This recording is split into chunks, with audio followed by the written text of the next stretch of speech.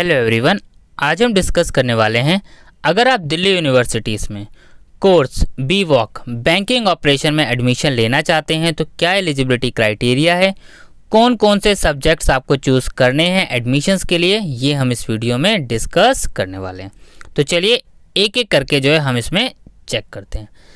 Eligibility criteria क्या है? सबसे पहले आपके पास दो ऑप्शन है, कॉम्बिनेशन 1 और कॉम्बिनेशन 2। आप जो कॉम्बिनेशन चूज़ करना चाहें आप वो कॉम्बिनेशन चूज़ कर सकते हैं।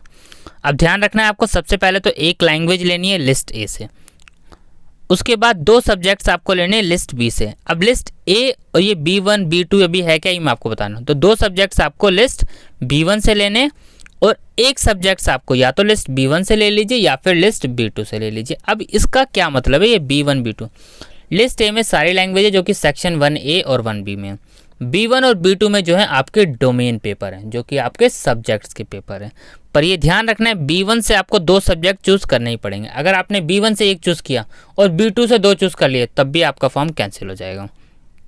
और आपने B1 से दो चूज़ कर लिए और लिस्ट B2 से एक चूज़ कर लिए, ये चल जाएगा। या B1 से दो तो चूज़ किए एक और चूज़ कर लिया, ये भी चल जाएगा। लेकिन अगर आपने B1 से एक चूज़ करा तब नहीं चलेगा।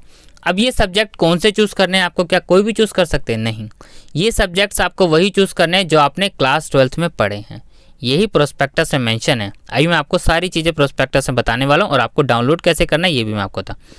अगर आप ये कॉम्बिनेशन पूरा नहीं करना चाहते तो सेकंड कॉम्बिनेशन आप चूज़ कर लिए।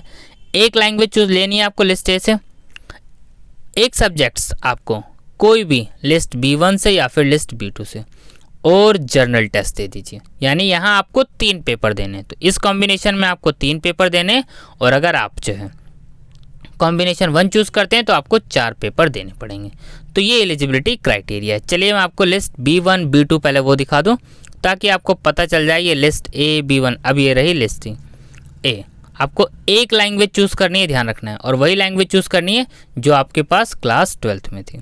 ठीक है, वही सब्जेक्ट्स आपको चूज़ करने हैं जो आपके पास क्लास 12th में थे। लिस्ट B1 लिस्ट B2 यहाँ पर मेंशन है। B1 से आपको दो सब्जेक्ट चूज़ करने हैं और B1 B2 आप इसमें से एक और चूज़ करना है अगर आप कॉम्बिनेशन 1 फॉलो करते हैं, और कॉम्बिनेशन 2 तो आपको एक ही सब्जेक्ट चूज़ करना है। ठीक है, अब ये कहाँ लिखा है कि आप क्लास 12th के ही सब्जेक्ट जो है चूज़ कर सकते हैं, ये यहाँ पे इंपॉर्टेंट पॉइंट्स में लिखा हुआ है। Candidate must appear in COET in only दो सब्जेक्ट्स इन विच ही और शी हैज़ पास क्लास 12। ये दिल्ली यूनिवर्सिटीज़ का क्राइटेरिया, अदर यूनिवर्सिटीज़ का क्राइटेरिया ये नहीं है। हर यूनिवर्सिटीज़ का अपना अलग क्राइटेरिया। तो ध्यान से आपको जिस यूनिवर्सिटीज़ में एडमिशन ले रहे हैं उस यूनिवर्सिटीज़ का क्राइटेरिया देख लीजिएगा। तो आपको उसी सब्जेक्ट्स में अपीयर होना है जिस सब्जेक्ट में आपने एग्ज़ाम दिए हैं अपने क्लास 12th के।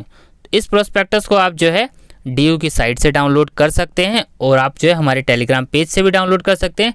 लिंक आपको सारे डिस्क्रिप्शन बॉक्स में मिल जाएंगे, चाहे टेलीग्राम पेज का हो, चाहे जो DU की साइट का हो, चाहे COET की साइट का हो या फिर अदर। ठीक है, थैंक यू।